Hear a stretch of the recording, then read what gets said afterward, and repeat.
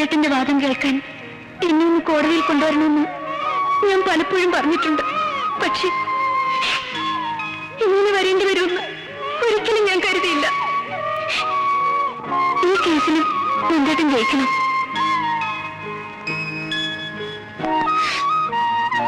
എന്റെ മോനോട് എനിക്ക് പറയാലോ, നിന്റെ അച്ഛൻ തോൽവി അറിയാത്ത ഒരു പ്രശസ്തനായ വക്കീലാണെന്ന്.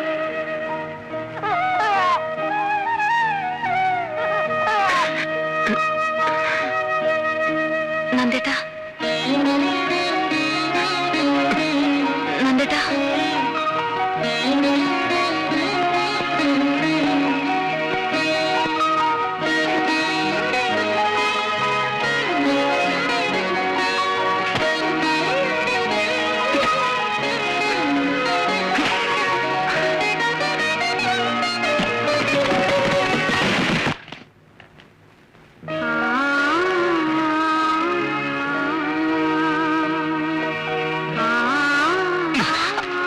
വൈകുന്നേരം എന്താണ് കുത്തിവെക്കുന്ന അറിയണമല്ലോ. അങ്ങനെ ഇപ്പൊ അറിയണ്ട. ഒരാളുടെ പേഴ്സണൽ ഡയറി വായിക്കുന്ന ശീലം അത്ര നല്ലതല്ല.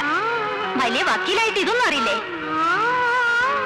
ഒരു മുതുമുത്തശ്ശനായിട്ട് ഇങ്ങനെ പല്ലൊക്കെ കൊഴിഞ്ഞു വടിയും പിടിച്ചു നടക്കുന്ന ഒരു വയസ്സനായി നന്ദേട്ടൻ ഏതെങ്കിലും മൂലയ്ക്ക് കുത്തിയിരിക്കുമ്പോ ഞാൻ അടുത്തു വരും. അന്ന് നമുക്ക് ഒരുമിച്ചിരുന്ന് ഈ ഡയറി വായിക്കാം. മറക്കണമെന്ന് കരുതിയതും ഓർമ്മിക്കാൻ പാടില്ലാത്തതുമായ പലതും ഇതിലുണ്ടാവും. അന്ന് കിട്ടുന്ന ആ സുഖം ഇന്ന് ഇത് വായിച്ച പിന്നെ കിട്ടിയെന്ന് വരില്ല. അതുകൊണ്ട് അന്ന് വായിക്കുന്നതല്ലേ സുഖം.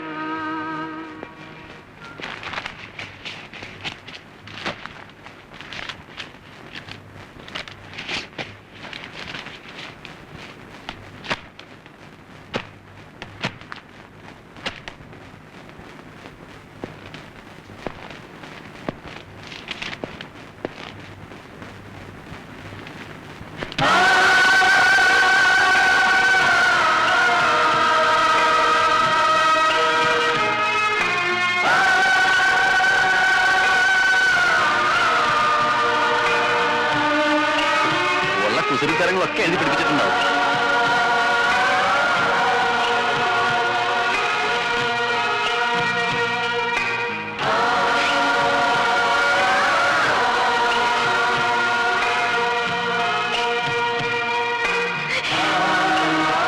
സ്വഭാവ മഹിമയെ പറ്റി ഞാൻ തന്നെ സ്റ്റഡി ക്ലാസ് വളരെ അത്യാവശ്യമാണെന്ന് ഇപ്പൊ മനസ്സിലായില്ലേ?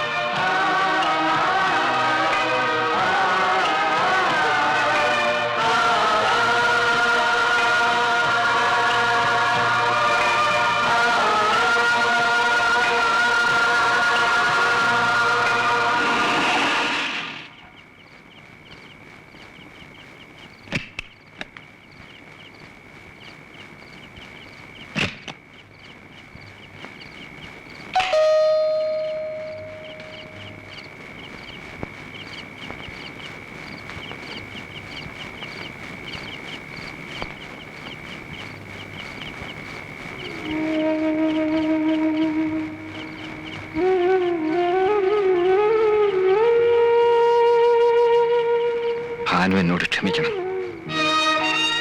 എനിക്ക് തെറ്റുപറ്റി. മാപ്പർഹിക്കാത്ത തെറ്റ്. ഞാൻ ഭാനുവിനെ തെറ്റിദ്ധരിച്ചു. എന്നെ ഉള്ളു തുറന്ന് സ്നേഹിച്ച ആതിരയെ ഞാൻ അവിശ്വസിച്ചു. ഇപ്പൊ ഇങ്ങനെ തോന്നാൻ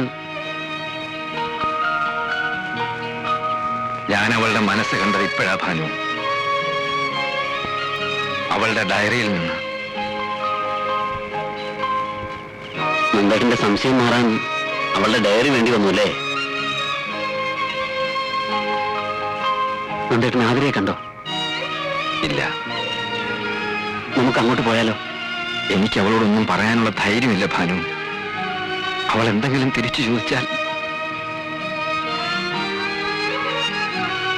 വേണ്ട, ഞാൻ അവളെ പറഞ്ഞ് ബോധ്യപ്പെടുത്താം. നന്ദേട്ടന്റെ സംശയം മാറിയെന്ന് പറഞ്ഞാൽ അവളും കുഞ്ഞു ഓടിയെത്തും.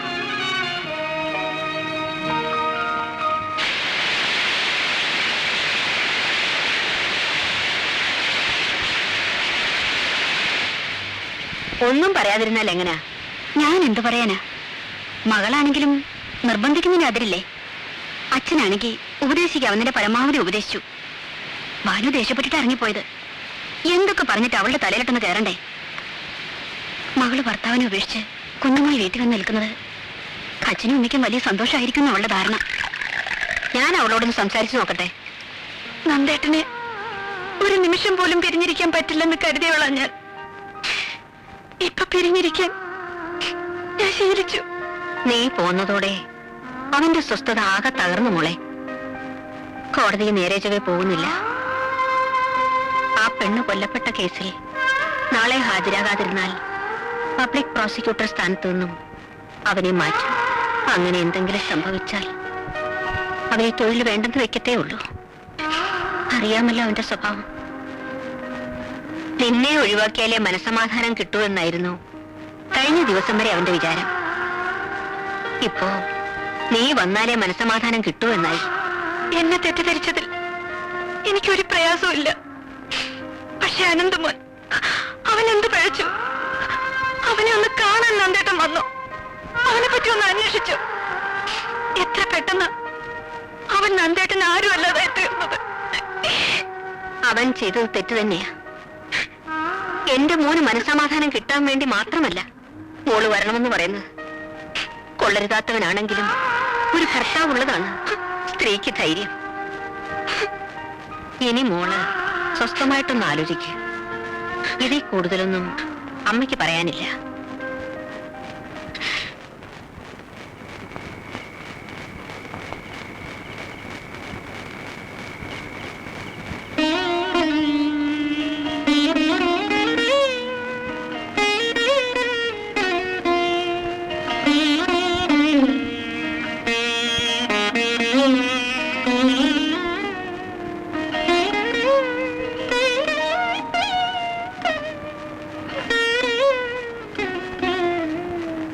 എന്താ നിന്റെ ഉദ്ദേശം? എനിക്കതാ മനസ്സിലാകാത്തത്. നിന്റെ ഭർത്താവിന്റെ അമ്മയാ വന്ന് വിളിച്ചത്, എന്നിട്ടും പോകാൻ കൂട്ടാക്കാത്തത് എന്ത് വാശിയുടെ പേരിലായാലും അഹങ്കാരമാണ് നീ കാണിച്ചത്. ഒരു പെണ്ണിന് ഇത്ര പിടിവാശി പാടില്ല. എന്നെ മനസ്സിലാക്കാൻ ഇവിടെ ആരുമില്ല, അതെനിക്കറിയാം. എല്ലാം വരുത്തി വെച്ചത് നീ തന്നെയല്ലേ? എന്നിട്ട് മനസ്സിന്റെ പ്രത്യേകം പറഞ്ഞുകൊണ്ടിരുന്ന രക്ഷിക്കാൻ ആര് വരുമെന്ന് നിന്റെ വിചാരം? നിനക്ക് മാത്രമുള്ളോ മനസ്സ്?